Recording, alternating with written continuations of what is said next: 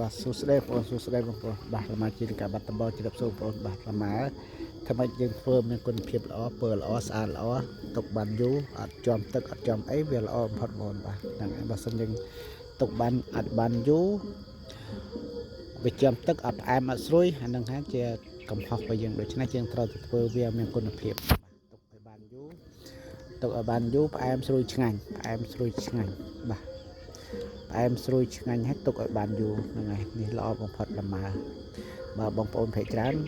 យើងដាំបានផ្លែហើយប្រកាត់ជាប់ហើយឲ្យ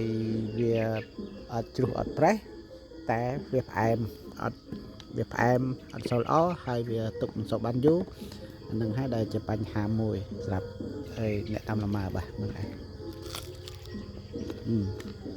គឺស្រួយឆ្ងាញ់ផ្អែម